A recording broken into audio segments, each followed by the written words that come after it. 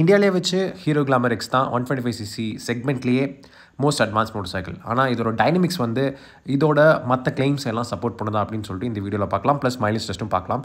So ஸ்ட்ரைட்டாகவே நம்ம பார்த்தோம்னா இந்த கிளாமர் எக்ஸ் டிசைன் படி ரொம்ப ஃப்ளாஷியாக ரொம்ப ஸ்டைலிஷாக இல்லை. இந்த 125cc செக்மெண்ட்டில் ஹீரோ கிட்டேருந்து நீங்கள் ஓரளவுக்கு ஃப்ளாஷியாக ஓரளவுக்கு ஸ்போர்ட்டி லுக்கிங் மோட்டர் சைக்கிள் வேணும், ஒரு என்ட்ரி லெவல் மோட்டர் சைக்கிள் வேணும், ஸ்போர்ட்டியாக இருக்கணும் லைட்டாக அப்படின்னு நீங்கள் நினச்சிங்கன்னா அதுக்கு இன்னொரு ஆப்ஷன் இருக்குது. அதுன்னு பார்த்தீங்கன்னா எக்ஸ்ட்ரீம் 125R. ரெண்டு வண்டியும் ரொம்ப சிமிலராக தான் ப்ரைஸ் பண்ணியிருக்காங்க.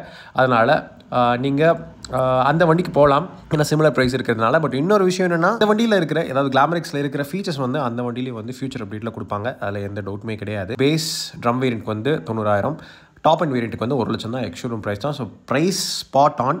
டாப் அண்ட் வேரியண்ட்டில் என்னென்ன விஷயம் இருக்குன்னா செக்மெண்ட் ஃபர்ஸ்ட் ஃபீச்சர்ஸ் வந்து க்ரூஸ் கண்ட்ரோல் இருக்குது, ரைட் மோட்ஸ் இருக்குது.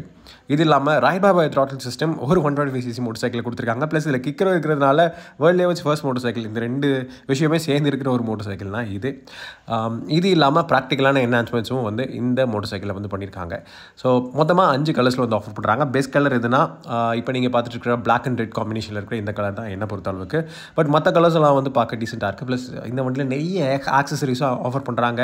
அதை பற்றிலாம் வந்து நான் ரீல்ஸில் ஷார்ட்ஸில் போட்டிருப்பேன்.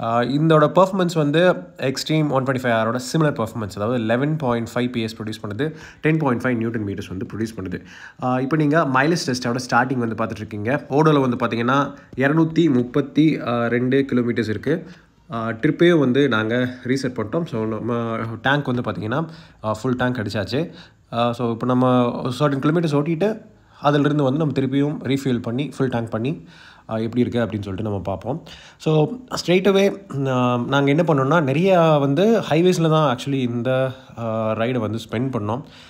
இந்த வண்டி நீங்கள் ஸ்ட்ரைட்டாகவே ஓட்ட ஆரம்பிச்சிங்கன்னா உங்களுக்கு என்ன ஃபீல் ஆகும்னா, எஸ் இந்த வண்டி ஒரு ப்ராப்பரான கம்யூட்டர் எர்கனாமிக்ஸ் இருக்குது அப்படின்னு சொல்லிட்டு உங்களுக்கு வந்து ஃபீல் ஆகும். மெயினாக ஈகோ மோடில் நீங்கள் ஓட்டும்போது எஸ் மைலேஜ் வந்து அதிகமாக தருவதற்காக தான் அந்த ஈகோ மோடு. நீங்கள் மோட்ஸ் ஸ்விட்ச் பண்ணும்போது உங்களுக்கு என்ஜின் மேப்பிங்கில் டிஃப்ரென்ஸ் இருக்கிறதுனால வண்டியில் பர்ஃபார்மன்ஸ் அவுட்புட்ஸ் வந்து மேக்ஸிமம் கிடைக்குமா மினிமமாக கிடைக்குமா அப்படிங்கிறது வந்து உங்களால் கிளியராக அந்த மோட்ஸ் மூலிமா ஃபீல் பண்ண முடியும். ஸோ இந்த வண்டியில் எவ்வளோ ஸ்மூத்தாக இருக்குது, இந்த என்ஜின் எவ்வளோ ரிஃபைண்டாக ஸ்மூத்தாக இருக்குது அப்படிங்கிற ஒரு ப்ராப்போசிஷன் வந்து உங்களுக்கு ரொம்ப ரொம்ப பிடிக்கும். ஏன்னா வைப்ரேஷன் லெவல்ஸும் வந்து நல்லா கண்டெயின் பண்ணியிருக்காங்க. மெயினாக நம்ம ஒரு 50 to 80 km/h அந்த மாதிரி ஸ்பீட்ஸில் ஓட்டும் போது நல்ல ஸ்வீட் ஸ்பாட்டு, நல்ல ரிஃபைண்டாக இருக்குது இந்த என்ஜினை. So it is nice. ஒரு என்ட்ரி லெவல் கம்யூட்டருக்கு வந்து அது ஒரு நல்ல ஆஸ்பெக்ட்டு. அப்புறம் ரைட் பை த்ராட்டில் சிஸ்டம் கொடுத்துருக்கறனால த்ராட்டில் வந்து நல்ல ரெஸ்பான்சிவாக இருக்குது. அதாவது நீங்கள் த்ராட்டில் ஆக்ஷன் கொடுக்க டேப் கொடுக்க அதோட ஆக்ஷன் வந்து குவிக்கராக இருக்குது. நல்ல ஏன்னா ரெஸ்பான்சிவ்னஸ் வந்து ரொம்பவே சீக்கிரமாக கொடுக்குற மாதிரி இருக்குது. ஒரு ஆவரேஜாக இப்போ ஒரு மெக்கானிக்கல் சிஸ்டம் இருக்கிறது கூட கம்பேர் பண்ணும்போது.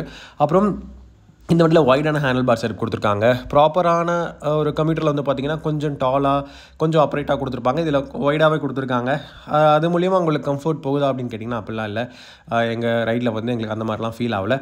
அப்புறம் டேங்க் வந்து நல்லாவும் க்ரிப் பண்ண முடியுது. ஏன்னா வண்டியோட பாடி பேனல்ஸு மற்ற சைட்லேருந்து நீங்கள் பார்த்தீங்கன்னா அப்டேட்ஸ் எல்லாம் பார்த்தீங்கன்னா கொஞ்சம் ஸ்லீக்கரான ஷேப் கொடுக்கணும் அப்படின்றதுக்காக நிறைய விஷயங்கள் கொடுத்துருக்காங்க. ஸோ அதெல்லாம் வந்து பார்க்கவும் டீசெண்டாக இருக்குது. பட் ஒன்ஸே இப்போ ரொம்ப சூப்பர் குட் லுக்கிங் மோட்டர் சைக்கிள்லாம் சொல்ல மாட்டேன். பட் அந்த சேஞ்ச் எல்லாம் கொஞ்சம் ரெஃப்ரெஷிங்காக இருக்குன்னு நான் சொல்லுவேன். இந்த ஏர் கூல்டு இன்ஜின் பற்றி வேறு நம்ம என்ன சொல்லலாம்னா இதோட ப்ராப்பர்ட்டிஸ் வந்து ரொம்பவே நல்லாயிருக்கு. ஏன்னா நல்ல லீனியரான ஆக்சலரேஷன் வந்து கொடுக்குது. கம்ப்ளைண்ட் பண்ணுற மாதிரி எந்த விஷயம் இல்லை.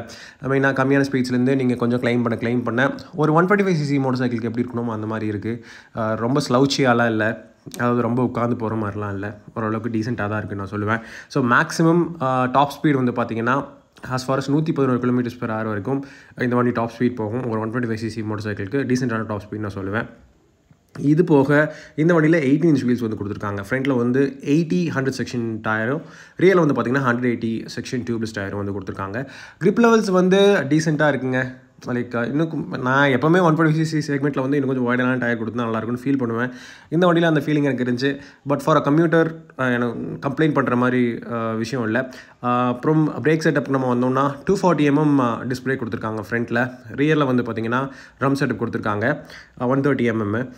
ஸோ என்ன விஷயம்னா ஏபிஎஸ் வந்து இந்த வண்டியில் இல்லை. எக்ஸ்ட்ரீம் 125 இருக்கும் இந்த வண்டிக்கும் பெரிய டிஃப்ரென்ஸ் வந்து ஸ்டைலிங் மட்டும் இல்லை, இந்த ஒரு விஷயம் தான். ஸோ ஏபிஎஸ் இல்லாத ஒரு ட்ராபேக்கான்னு கேட்டிங்கன்னா ஏபிஎஸ் கொடுத்துருந்தா இன்னும் பெட்டரான சேஃப்டி ஆப்வியஸ்லி.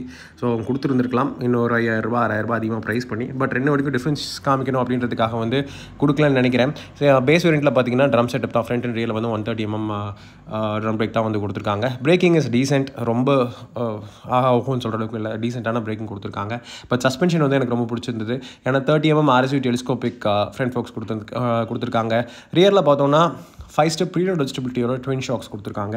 ஸோ யூஸ்வலாக அவங்க ஹீரோ மோட்டர் சைக்கிள்ஸில் இந்த சஸ்பென்ஷன், இந்த கம்ஃபர்ட் வந்து நல்லா என்ஹான்ஸ் பண்ணுறதுக்காக சஸ்பென்ஷன் நல்லா டியூன் பண்ணியிருப்பாங்க. இந்த வண்டியிலும் பார்த்தீங்கன்னா ஒரு ப்ராப்பரான கம்ப்யூட்டரில் எப்படி இருக்கணுமோ அந்த மாதிரி இருக்குது. ரோட்ஸ் வந்து மோசமாக இருக்குது அப்படிங்கும்போது அந்த சஸ்பென்ஷன் அதுக்கு ஏற்ற மாதிரி வந்து டேக்கிள் பண்ணிக்குது, பம்ப்ஸை வந்து அப்சர்வ் பண்ணிக்குது. ஒன்றும் கம்ப்ளைண்ட் பண்ணுற மாதிரி இல்லை. நல்ல கம்ஃபர்டபுளாக இந்த வண்டி இருக்கிறதுக்கு அந்த சஸ்பென்ஷன் ஹெல்ப் பண்ணுது. ஆனால் சீட்ஸ் அந்தளவுக்கு வந்து சப்போர்ட்டிவாக இல்லை. ஏன்னா இப்போது ஓரளவுக்கு நீங்கள் ஷார்ட் கம்யூட் பண்ணுறீங்கன்னா உங்கள் சீட்ஸ் வந்து அன்கம்ஃபர்டபுளாக இருக்க மாதிரி ஃபீல் ஆகாது. பட் ஒரு லாங் ரைட் மாதிரி எடுக்கிறீங்கன்னு வச்சுக்கோங்களேன், ஒரு 100 கிலோமீட்டர் அந்த மாதிரிலாம் ஓட்டுறீங்கன்னா கண்டிப்பாக சீட் இன்னும் கொஞ்சம் பெட்டராக இருக்கலாம் அப்படின்னு சொல்லிட்டு உங்களுக்கு ஃபீல் ஆகும். ப்ராப்ளி அதோட குஷனிங்கும் இன்னும் கொஞ்சம் பெட்டராக இருந்திருக்கலாம். அப்புறம் ஈகோ பார் ரோட் இந்த ரைட் மோஷன் ஆல்ரெடி சொன்ன மாதிரி இருக்கிறது ரொம்ப நல்ல விஷயம். ஏன்னா உங்களுக்கு ஏற்ற மாதிரி நீங்கள் மைலேஜ் இன்னும் வேணும்னா வந்து ஈகோ மோட் போட்டு ஓட்டலாம். நீங்கள் பார் வேணும்னா, வண்டியோட மேக்ஸிமம் பர்ஃபார்மன்ஸ் வேணும்னா வந்து அதை போட்டு நீங்கள் ஓட்டலாம். ஸோ அப்டியோ ஸோ பர்ஃபார்மன்ஸ் அவன் பார்த்தோம்னா 8250 RPMல மேக்ஸிமம் பார் கிடைக்குது. டார்க் வந்து பார்த்திங்கன்னா 6500 RPMல வந்து கிடைக்குது. ஸோ இந்த வண்டியில் எபோவ் 70 வந்து பார்த்திங்கன்னா நீங்கள் ஓட்டுறீங்க அப்படிங்கும்போதும் வந்து இந்த சாசி வந்து டீசெண்டாக இருக்கிறதுனால நல்ல கான்ஃபிடன்ஸ் கொடுக்குதுங்க. ஸோ லைக் இது ஒன்றும் லாங் ஹால் ஓட்டுற மாதிரி, லாங் ரைட் ஓட்டுற மாதிரி ஒரு மோட்டர் சைக்கிள் கிடையாது. It's a computer. பட் நீங்கள் அக்கேஷ்னலாக நீங்கள் பண்ணும்போதும் வந்து ரொம்ப ஒலட்டுற மாதிரி அந்த மாதிரிலாம் ஃபீல் ஆகாது. ஏன்னா ஈவன் இந்த வண்டி ஓரளவுக்கு லைட் வெயிட்டான மோட்டர் சைக்கிளாக இருந்தாலும் ஓரளவுக்கு கான்ஃபிடன்ஸ் கொடுக்குது. ஓரளவுக்கு 70-80 அந்த மாதிரி நீங்கள் ஓட்டுறீங்க அப்படிங்கும் போதும். அப்புறம் இந்த வண்டியில் இன்னொரு பெரிய விஷயம் என்னென்னா TFT இன்ஸ்ட்ருமெண்ட் கன்சோல் வந்து கொடுத்துருக்காங்க. ஸோ கனெக்டிவிட்டி ஃபீச்சர்ஸும் வந்து நிறையா கொடுத்துருக்காங்க, which is nice. Bluetooth pairing எல்லாமே இருக்குது. இன்னொரு மெயினான ஃபீச்சர் எதுனா பேனிக் பிரேக் அலர்ட்டும் வந்து கொடுத்துருக்காங்க. ஸோ இப்போ பார்த்தீங்கன்னா ரைடோட எண்டுக்கு வந்துட்டோம். 121.5 கிலோமீட்டர் ட்ரிப்பில் காமிக்குது.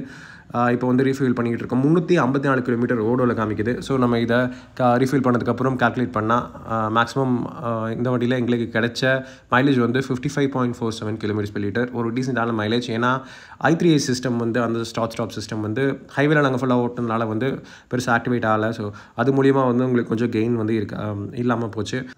பட் நாங்கள் பார்த்தீங்கன்னா ஒரு 65 to 70 km/h அந்த மாதிரி ஸ்பீட்ஸ்லாம் வந்து ஓட்டினோம். ஸோ இந்த வண்டியை பற்றி நம்ம ஒரு சம்மரி கொடுத்தோம்னா ரொம்ப நல்ல மைலேஜ் ப்ளஸ் இவங்க வந்து டோட்டலாக மோட்டர் சைக்கிளை ரீபேக்கேஜ் பண்ணதுனால உங்களுக்கு அண்டர் சீட் ஸ்டோரேஜ் கெப்பாசிட்டி வந்து ஒன்று இருக்குது. மழை பெய்யுது அந்த மாதிரி டைமில் நீங்கள் வந்து அவங்க சின்ன சின்ன ஐட்டம்ஸ்லாம் அதில் வச்சுக்கலாம். அது ஒரு பாசிட்டிவான ப்ராக்டிக்கலான ஒரு விஷயம். சீட்ஸ் வந்து இம்ப்ரூவ் பண்ணியிருந்தலாம் கண்டிப்பாக அது ஒரு விஷயம் நான் சொல்லுவேன். ஐபிஎஸ் கொடுத்துருந்தா இன்னும் பெட்டராக இருந்திருக்கும். பட் இந்த சிபிஎஸ் சிஸ்டம் இட்ஸ் ஓகே. ஒரு கம்ப்யூட்டர் 125cc மோட்டர் சைக்கிள் பார்த்தீங்கன்னா ஓகேன்னு தான் நான் சொல்லுவேன் எவ்ரிடே யூஸ்க்கு. பெரிய ப்ளஸ் வந்து சஸ்பென்ஷன். ஏன்னா சஸ்பென்ஷன் நல்ல கம்ஃபர்ட் கொடுக்குது. அப்புறம் ஃபீச்சர்ஸ் எக்கச்சக்கமாக கொடுத்துருக்கிறது ஒரு பாசிட்டிவான விஷயம். க்ரூஸ் கண்ட்ரோல் நீங்கள் வந்து நீங்கள் ஒரு 70 ஸ்பீட் அந்த மாதிரி ஹைவேஸில் நீங்கள் ஓட்டுறீங்கும்போது க்ரூஸ் வந்து நீங்கள் செட் பண்ணிட்டீங்கன்னா உங்களுக்கு வந்து யூஸ்ஃபுல்லாக இருக்கும். பட் எவ்ரிடே வந்து அந்த க்ரூஸ் கண்ட்ரோல் வந்து உங்களுக்கு யூஸ்ஃபுல் கிடையாது. ஆப்வியஸ்லி டைப்-C சார்ஜிங் போர்ட் வந்து கொடுத்துருக்காங்க. அந்த மாதிரி TFT கன்சோல் இதெல்லாம் வந்து கொடுத்துருக்கிறது ஒரு 125cc மோட்டர் சைக்கிளில் கண்டிப்பாக ஒரு ப்ளஸ் நான் சொல்லுவேன். ரைட் பை த்ராட்டில் வந்து ப்ராப்பராக வந்து வேலை செய்யுது.